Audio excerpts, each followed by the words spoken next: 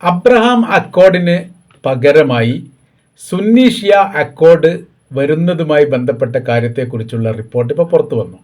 ആ തരത്തിലുള്ളൊരു ചിന്തയും പ്രവർത്തനങ്ങളും ഏതാനും മാസങ്ങളായി ആരംഭിച്ചിരിക്കുന്നു എന്ന തരത്തിലാണ്.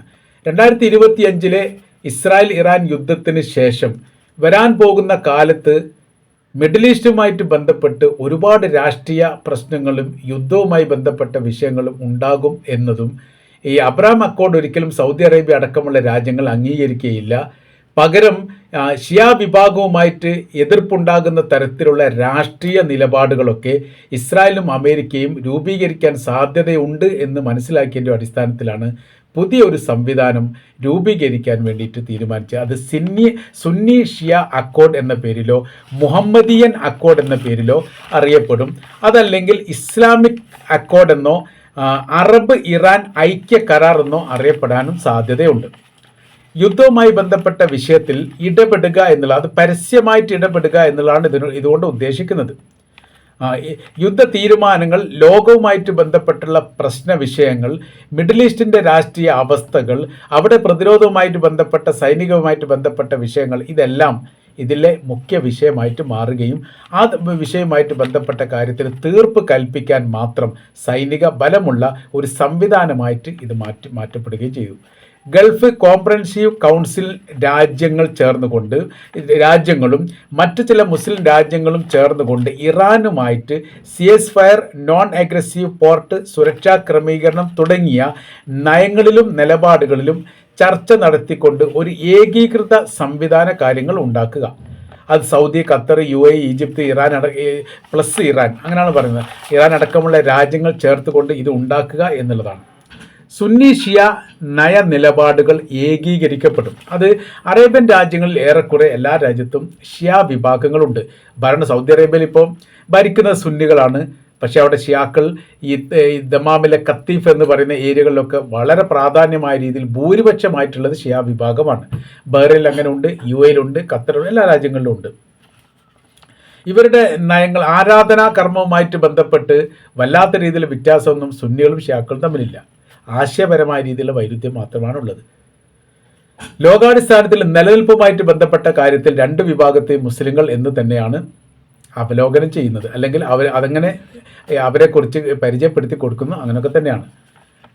ഈ അമേരിക്കയെ സംബന്ധിച്ചിടത്തോളം അല്ലെ ഇസ്രായേലിനെ സംബന്ധിച്ചിടത്തോളം സൈനികപരമായ രീതിയിൽ ശക്തി നേടുന്ന ഏതൊരു രാജ്യവും, അതായത് മുസ്ലിം രാജ്യം, ശത്രുവാണ്. അത് സുന്നി ഷിയാവൊന്നുമില്ല. ഈ സദ്ദാം ഹുസൈൻ സുന്നിയായിരുന്നു. സദ്ദാം ഹുസൈൻ ഇല്ലാതാക്കാൻ വേണ്ടിയിട്ടാണ് ജോർജ് ബുഷ് ശ്രമിച്ചത്, അതായത് അമേരിക്ക ശ്രമിച്ചത്. ഇറാൻ സുന്നിയാണ്. അയത്തുള്ള അലി ഖമനിയെ കൊലപ്പെടുത്തിയത് ഇറാനാണ്. അപ്പോൾ ഒരു ഭാഗത്ത് സുന്നി നേതാവ്, ഒരു ഭാഗത്ത് ഷിയ നേതാവ്. അവരെ സംബന്ധിച്ച് അത് വിഷയമല്ല. പക്ഷേ ഏകീകൃതമായിരിക്കുന്ന ഏകോപനത്തോടു കൂടി നിന്നിട്ടില്ലെങ്കിൽ സുന്നികൾക്കും ഷിയാക്കും വലിയ രീതിയിലുള്ള പ്രയാസം ഭാവിയിൽ ഉണ്ടാകും എന്നാണ് കണക്കാക്കുന്നത്.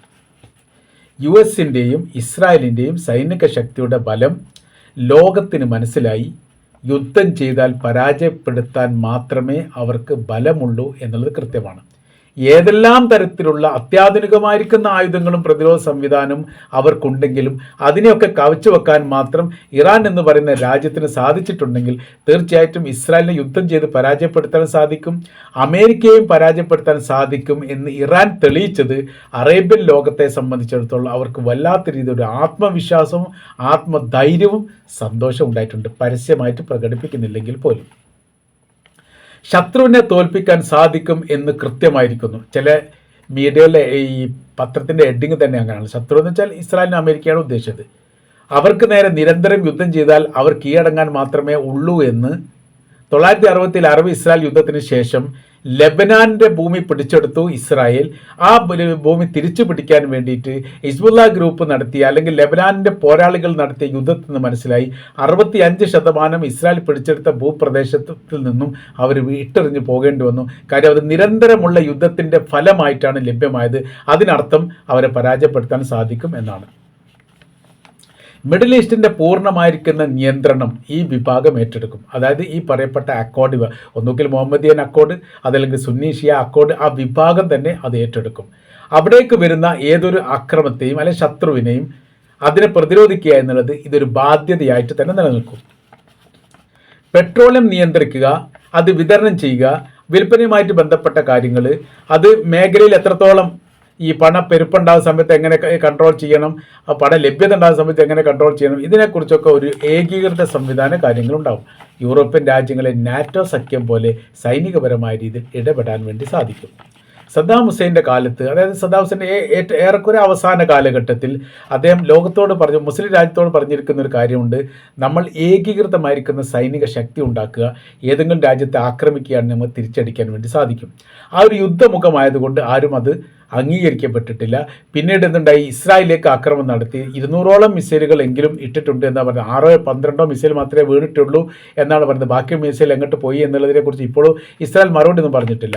അപ്പോൾ നിരന്തരം ഇസ്രായേൽ ആക്രമിച്ചു കഴിഞ്ഞാൽ അവിടെ ഒരു ഇറാൻ്റെ ഒരു മുന്നറിയിപ്പ് ഉണ്ടായിരുന്നു, മുസ്ലിം രാജ്യത്തെ ഇസ്രായേൽ ആക്രമിച്ചാൽ തീർച്ചയായിട്ടും ഞങ്ങൾ തിരിച്ചടിക്കുമെന്നുള്ളത്. അത് പേടിച്ചിട്ട് അന്നത്തെ കാലത്ത് എന്ത് ചെയ്തിട്ടില്ല, ഇസ്രായേലിനെ കൂടുതൽ തിരിച്ചടിക്കരുത് എന്ന് നിർബന്ധമായ രീതിയിൽ തന്നെ ജോർജ് ബുഷ് അന്ന് ഇസ്രായേലിൻ്റെ പ്രധാനമന്ത്രിയോട് പറയുകയും ചെയ്തിട്ടുണ്ട്. തിരിച്ചടി ഉണ്ടായിട്ടില്ല, ഒരുപാട് ആക്രമണം നടത്തിയിട്ടുണ്ട്. പിന്നീട് എല്ലാ ശത്രുവിനെയും എല്ലാ വിഭാഗത്തെയും ഇറാഖിൻ്റെ ശത്രുവാക്കി മാറ്റിക്കൊണ്ടുള്ള പ്രവൃത്തിയാണ് പിന്നീട് നടന്നത് എന്ന് ചുരുക്കം. യുദ്ധവുമായിട്ട് ബന്ധപ്പെട്ട കാര്യത്തെക്കുറിച്ച് ഇതിൽ പരാമർശമുണ്ട്. കാര്യം എന്ന് പറഞ്ഞാൽ ഈ യുദ്ധം, അതായത് ഗൾഫ് മേഖലയെ സാരമായിട്ട് ബാധിക്കപ്പെട്ട ഈ യുദ്ധത്തിന് പരിസമാപ്തി ഉണ്ടാവും. പക്ഷേ അത് അവസാനത്തെ വാക്കല്ല. അതിനിടയിലൊക്കെ അലോസരങ്ങളും വിഷയങ്ങളും പ്രശ്നങ്ങളും വെടിവെപ്പുകളും അതോടൊപ്പം തന്നെ ആക്രമണങ്ങളും പിന്നീട് യുദ്ധങ്ങളും ഉണ്ടാവാൻ സാധ്യത വളരെ കൂടുതലാണ്. ഇവിടെ ഇസ്രായേലിനെ സംബന്ധിച്ചിടത്തോളം ഇസ്രായേൽ ഇപ്പോൾ ഇറാനെ അല്ലാതെ അറേബ്യൻ രാജ്യങ്ങളെ ആക്രമിച്ചിട്ടില്ല. അറേബ്യൻ രാജ്യങ്ങൾക്ക് നേരെ ഒരു ആക്രമണം ഇസ്രായേലിൻ്റെ ഭാഗത്ത് ഉണ്ടാവാനുള്ള സാധ്യത വളരെ കൂടുതലാണ്. അതിനെ പ്രതിരോധിക്കുക എങ്ങനെയാണെന്ന് ചോദിച്ചാൽ അത് ഇറാൻ ഇല്ലാത്ത ഒരു പ്രതിരോധ സംവിധാനത്തെ സൃഷ്ടിക്കാൻ വേണ്ടി അറേബ്യൻ രാജ്യങ്ങൾക്ക് സാധിക്കില്ല. അമേരിക്ക വിശ്വസിക്കാൻ പറ്റില്ല. കാരണം ഇസ്രായേൽ ഖത്തറിനെ ആക്രമിച്ചിട്ടുണ്ട്. അപ്പോൾ ആ സമയത്ത് അമേരിക്ക നോക്കി നിന്നിട്ട് മാത്രമേ ഉള്ളൂ, പ്രതികരിച്ചിട്ടുമില്ല. അതുകൊണ്ട് അവരെ വിശ്വസിക്കാൻ വേണ്ടി പറ്റില്ല. വിശ്വസിക്കാൻ പറ്റുന്ന രാജ്യം ഇറാനാണ് എന്ന് ചുരുക്കം. ഈ ഗൾഫ് കോമ്പൻസി കൗൺസിലിലാണ് ഇതിനെക്കുറിച്ചുള്ള ഒരു രൂപരേഖ തയ്യാറാക്കിയത്. മുൻപ് രൂപരേഖ ഒക്കെ തയ്യാറാക്കിയിട്ടുണ്ടെങ്കിലും ആയത്തുള്ള അലി ഖംനായുടെ മരണം ഒരു ഞെട്ടലാണ് അറേബ്യൻ രാജ്യങ്ങൾക്ക് ലോകത്തൊക്കെ ഉണ്ടായത്. അഥവാ അവർ മനസ്സിലാക്കുന്നത്, അവർ ചിന്തിക്കുന്നത് അമേരിക്ക ഇസ്രായേൽ ചിന്തിക്കുന്ന പോലെയാണ്, ഇസ്രായേൽ വീണ് കഴിഞ്ഞു. അതിന് മുമ്പൊക്കെ വലിയ രീതിയിലുള്ള ആഭ്യന്തര സംഘർഷങ്ങളും പ്രക്ഷോഭങ്ങളും സമരങ്ങളും സങ്കീർണമാക്കപ്പെട്ട ഒരു രാജ്യമായിരുന്നു ഇറാൻ. അപ്പോൾ അതിൻ്റെ ഇടയിൽ ഇവിടെ സൈനിക മേധാവികളടക്കം ആത്മീയ നേതാവും കൊലപ്പെടുത്തിയതോട് കൂടിയിട്ട് അവിടുത്തെ രാഷ്ട്ര സംവിധാനവും സൈനിക സംവിധാനവും തമ്മിലുള്ള ആ നിയന്ത്രണ രേഖ ബന്ധങ്ങൾ മുറിഞ്ഞു പോയിട്ടുണ്ട് എന്ന് അമേരിക്ക കണക്കൂട്ടുന്നു. അഥവാ ആയത്തുള്ള അലി ഖംനായുടെ കീഴിലാണ് സർക്കാർ നിലനിൽക്കുന്നത്. അതിനോടനുബന്ധിച്ച് തന്നെ ഈ നേതാവിൻ്റെ കീഴിലാണ് അവിടുത്തെ സൈനിക മേധാവികൾ നിലയ്ക്ക് 2 തരത്തിൽ സൈനികരുണ്ട്. ഒന്ന് ഗവൺമെൻറ് സൈനികർ, അത് ഗവൺമെൻറ് സർക്കാരിൻ്റെ സൈനികർ. രണ്ടാമത്തത് പേഴ്സണൽ ട്രൂപ്പ് സൈനികർ, അത് ആയത്തുള്ള അലി ഖംനായുടെ വിഭാഗത്ത് നേരിട്ട് വരുന്ന സൈനികരാണ്. രണ്ടിനും നിർദ്ദേശം കൊടുക്കുന്നത് അവരാണെങ്കിലും ഇവരുടേത് കുറച്ചും കൂടി പ്രാക്ടിക്കൽ ആയിരിക്കുന്ന ഒരു രീതിയിലേക്കാണ് ഈ പേഴ്സണൽ ട്രൂപ്പ് പോവുക. അപ്പോൾ ഇവർ തമ്മിൽ ബന്ധിപ്പിക്കുന്ന ഒരു പാലം എന്ന് പറയുന്നത് ഖംനയാണ്. അപ്പോൾ സർക്കാരാണെങ്കിലും സൈനിക മേധാവികളാണ്, പോലീസാണെങ്കിലും ബന്ധപ്പെട്ട ഭരണ സംവിധാനത്തിൻ്റെയൊക്കെ ഹെഡായിട്ട് പ്രവർത്തിക്കപ്പെടുന്ന ഖംനയാണ്. അദ്ദേഹം മരണപ്പെട്ടതോട് കൂടിയിട്ട് പിന്നീട് ഇവർ ചെതറിപ്പോകും എന്ന് അമേരിക്ക കണക്ക് കൂട്ടി.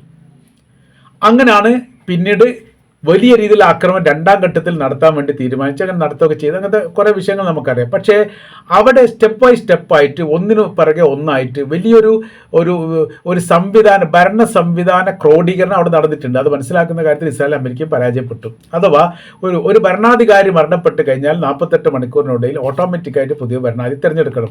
അതാരാകണം ഭരണാധികാരി എന്നും അവിടെ ഭരണഘടനയിലോ ബന്ധപ്പെട്ട രേഖയിലോ പറഞ്ഞിട്ടുണ്ട്. ഈ 2ാമത്തെ ആൾ മരണപ്പെട്ട 3ാമത്തെ ആൾ 48 മണിക്കൂറിനിടയിൽ തിരഞ്ഞെടുക്കണം. അപ്പോൾ ഓരോന്നിനും താപയായിട്ടുള്ള ഒരു സംവിധാനം രൂപീകരിക്കപ്പെട്ടു. അതേപോലെ തന്നെ ഗവൺമെൻറ് തലത്തിൽ പ്രസിഡന്റോ പ്രധാനമന്ത്രിയോ ബന്ധപ്പെട്ട അധികാരികൾ കൊല്ലപ്പെടുന്ന സമയത്ത് 48 മണിക്കൂറിൻ്റെ ഇടയിൽ ആ അധികാര സ്ഥാനത്തേക്കും ആൾ വരും. സൈനിക കമാൻഡർ ആണെങ്കിലും അങ്ങനെയൊക്കെ തന്നെയാണ്.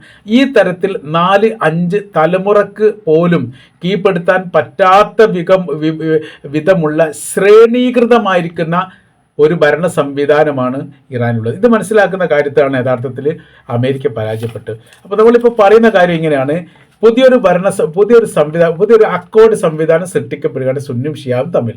ഇപ്പോൾ ഇസ്രായേൽ ഉണ്ടാക്കിയ അബ്രഹാം കരാർ എന്ന് പറഞ്ഞാൽ അതിൽ ഷിയാ വിഭാഗമില്ല. നമ്മളത് പ്രത്യേകം മനസ്സിലാക്കണം.